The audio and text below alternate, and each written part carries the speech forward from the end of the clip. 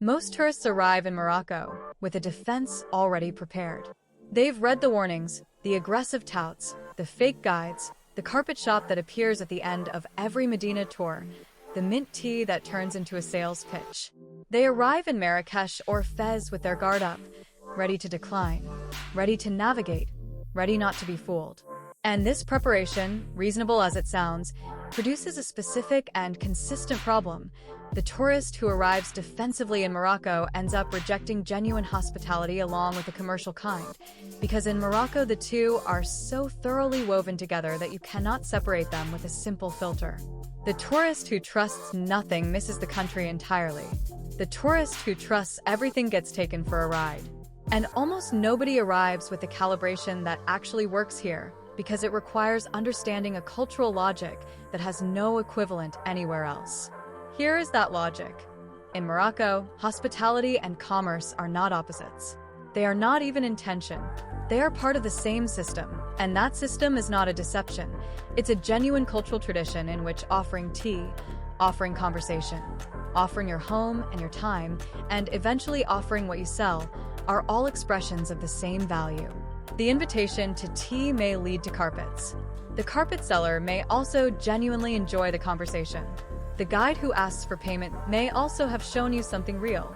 The person who invites you to their home for lunch may expect nothing and may expect to sell you something, and may not themselves experience these two things as contradictory.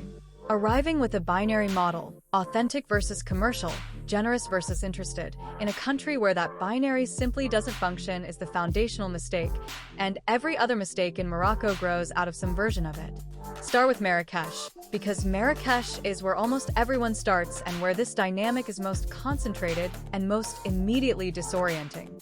Marrakesh is genuinely extraordinary.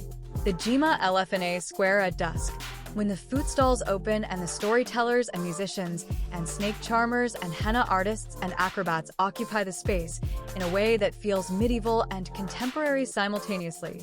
This is one of the most alive public spaces anywhere on Earth, and no amount of tourist saturation has fully domesticated it. The souks that radiate from the square in every direction, organized by trade in the traditional way, the spice market here, the leather workers there, the metal workers hammering in a lane that rings with sound, are genuinely historic and genuinely functional rather than being a theme park reconstruction. The architecture of the riads, the courtyard houses hidden behind unassuming walls, is a form of beauty that has no equivalent outside Islamic civilization. Nothing on the outside, everything on the inside, organized around water and light and the geometry of the garden. But the Marrakesh that most tourists experience, the Jima LFNA every evening, the major souks, the Bahia Palace, the Katoubia Mosque, the tanneries of the Medina, is the surface of a city that has something more complex underneath it, and reaching that something requires getting past the defense mechanism most visitors arrived with. The person who navigates the Medina with their guard permanently up, declining every interaction, refusing every cup of tea, treating every friendly overture as the first move in a transaction, has an efficient and a somewhat lonely visit to a city that rewards genuine engagement disproportionately. The correction is not naivety. It's a different kind of awareness. Knowing that the tea may lead to carpets and going in without the carpet being a problem because the conversation was real regardless. Knowing that a guide who asks for payment at the end provided real guidance regardless of whether the ask was comfortable. Knowing that the price on any item in any souk is the beginning of a negotiation and that the negotiation is the transaction, not an obstacle to it. Once you stop trying to divide the authentic from the commercial, Morocco becomes dramatically more navigable, not because you've decided to trust everything, but because you've stopped applying a framework that was never designed for this particular cultural system. The second mistake is Chefchaouen, specifically the expectation problem that surrounds it. Chefchaouen, the blue city in the Rif Mountains, is one of the most photographed places in Africa. The images are real. The Medina genuinely is painted in multiple shades of blue. The narrow lanes genuinely do produce the light effects that the photographs capture. The mountain setting is genuinely beautiful. But Chefchaouen has also become a victim of its own image in a very specific way. It is now so thoroughly on the international tourist circuit that the experience of being there in peak season is primarily the experience of being in a crowd of people photographing the blue walls, with the blue walls as backdrop rather than as place. The city functions, for a large percentage of its visitors, as a set rather than as somewhere people live, which people do emphatically, and the disconnect between the image-seeking tourist and the resident trying to go about their day in a Medina full of cameras is one of the more awkward tensions in Moroccan travel. This isn't a reason not to go. It's a reason to go early in the morning, before the day trippers arrive from Fez or Tangier, when the lanes are quiet and the light is at its best and the blue is at its most genuinely striking rather than most crowded. It's also a reason to spend a night there rather than doing it as a day trip, because Chefchaouen after the day trippers leave becomes a different and more genuine version of itself. The restaurants fill with locals as well as tourists, the pace slows, and the mountain town's actual character has a chance to come through the image. The third mistake is treating the imperial cities as interchangeable, because Marrakesh, Fez, Meknes, and Rabat are not variations on the same experience. Fez is the city most tourists visit second and most seriously underestimate. It contains the largest medieval Medina in the world, Fez El Bali, which is not a restored heritage site but a functioning medieval city of roughly 150,000 people, still largely organized around the traditional trades and crafts that have operated there for 1,000 years. The tanneries of Fez, where leather has been processed in the same stone vats using the same method since the 11th century, are genuinely one of the most extraordinary working industrial sites in the world. A riot of color visible from the terraces of the surrounding leather shops, the smell of the dyeing process, something the photographs can't convey, the scale of it enormous and ancient in a way that the Marrakesh equivalent isn't. Getting lost in Fez, genuinely, completely, without GPS, in a Medina where the lanes subdivide and loop back and dead-end with no apparent logic, is an experience of genuine disorientation that the more tourist-navigable Marrakesh doesn't produce, and it rewards the traveler who accepts the disorientation rather than fighting it. Meknes is the least visited of the four imperial cities and arguably the most rewarding for that reason. The ruins of Moulay Ismail's 17th century palace complex, which at its height rivaled Versailles in ambition and scale, are largely empty of tourists and genuinely staggering in what they imply about the civilization that built them. Rabat, the capital, functions as a real city rather than a tourist destination, which makes it the place in Morocco where interactions with Moroccans happen closest to how they happen in ordinary life rather than in the managed context of a major tourist destination. The fourth mistake is the desert, and it's specifically a mistake of logistics rather than of understanding. The Sahara at Merzouga, in the southeast of Morocco, is on almost every standard itinerary, and for good reason, sleeping in a desert camp with the dunes of Erg Chebi rising around you, watching the stars from a place with almost no light pollution, riding a camel at sunset across sand that runs in waves to the horizon.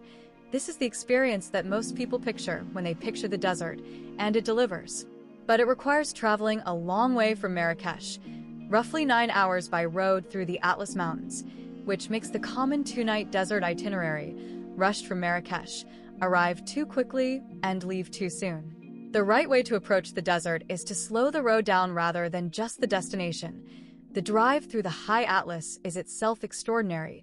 The Dra Valley of Palmares and Kasbahs deserves more than a windshield view, and the town of Ait Ben Haddou, the UNESCO-listed Sahara that has appeared in more films and television series than any other Moroccan location, is on the route and rewards a proper stop rather than a hurried photograph. The fifth mistake is food, and it follows a pattern familiar from other destinations, but with a Moroccan specificity worth naming. Moroccan cuisine is one of the great food cultures of the world. The tagines, the bastilla, the harira, the couscous in its genuine Friday meal form rather than the tourist version, the salads of roasted vegetables and preserved lemons and herbs, the pastilla of pigeon or seafood in paper-thin worka pastry. And most tourists eat a narrow and inferior version of it because they eat in the restaurants designed for tourists in the tourist districts of the Medinas. The distinction that matters is the same one that matters in France or Vietnam. The restaurant serving locals makes food differently from the restaurant serving tourists because the audience and the economics are different. In Morocco, the gap is wide, and the local restaurant, the one without a menu in 5 languages, without a tout outside, without a rooftop terrace advertised specifically to visitors, is almost always producing something closer to the real culinary tradition at half the price. The street food is also worth engaging properly rather than avoiding out of misplaced hygiene anxiety. The snail soup sold from carts in Jima LFNA in the evening is not for everyone, but the semen flatbreads, the brochettes, the harira from a stand at lunchtime, these are the food of how the city actually eats, and the stalls are busy and high turnover in a way that is a better indicator of quality and safety than the empty dining rooms of restaurants with professional signage. The 6th mistake is timing, because Morocco's climate is more varied than its reputation as a warm, sunny destination suggests, and the variation matters.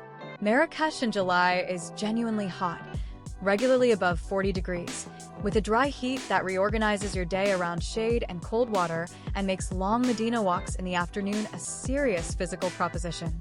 The shoulder seasons, April, May, and October-November, are when the city is at its most comfortable, and they're when the light produces the warm, saturated quality that the photographs that drew you there were taken in. The Atlas Mountains, accessible from Marrakesh in a few hours, are cold in winter and snow-covered on the high passes in a way that closes certain routes and surprises visitors who arrived thinking of Morocco as uniformly warm.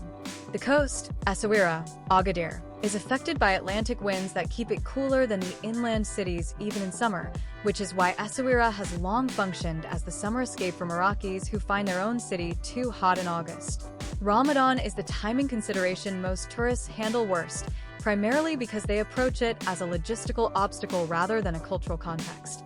During Ramadan, Morocco operates on a different schedule. Restaurants in the Medinas may not open until iftar at sunset. Alcohol is harder to find in local establishments. The daytime streets of the Medinas are quieter, and the nights are dramatically more alive as people emerge to eat and socialize after dark. For a traveler who understands this, Ramadan Morocco is a genuinely extraordinary window into how the culture actually functions at its most communal and most devout. The shared iftar meal, the particular atmosphere of a Medina at 10 in the evening during Ramadan, the generosity towards strangers that the season tends to amplify. For a traveler who arrives expecting normal tourist infrastructure and finds it partially suspended, it's frustrating in ways that are entirely predictable with a small amount of prior research. The last mistake is one that ties back to the beginning, leaving Morocco having engaged only with its surface and concluding that the surface was all there was. Morocco has an interior, social, cultural, political, that the Medina tour and the desert camp and the Riyadh breakfast don't reach, and it's an interior that is genuinely complex. It's a country navigating the tension between its Islamic identity and its Mediterranean openness, between its Berber roots and its Arab and French colonial histories, between its extraordinary artistic traditions and the pressures of mass tourism reshaping the Medinas in real time. The blue of Chefchaouen is partly an invention of relatively recent date. The riads that host foreign tourists were often, not long ago, family homes. The souvenir Berber rugs are sometimes Berber and sometimes Chinese. None of this makes Morocco less extraordinary, but it makes it more interesting. A place with a living, complicated relationship to its own image, working out in real time what it wants to be for the world and what it wants to keep for itself. The tourist who engages with that complexity, who asks questions rather than just taking photographs, who sits with the discomfort of not knowing whether the tea is hospitality or commerce and decides it doesn't matter because the conversation was real, that tourist leaves Morocco with something that the defensive tourist never accessed and the naive tourist never understood. The country is not trying to trick you. It's operating on a logic that is genuinely its own, and the distance between that logic and the one most Western visitors arrive with is the whole of what Morocco has to teach. Getting close enough to feel that distance, rather than defend it against it, is the whole of what the trip is for. Thanks for watching. If you found this useful, smash that like button and subscribe to When to Travel. We're all about helping you make smarter travel decisions. Turn on notifications so you don't miss the next one.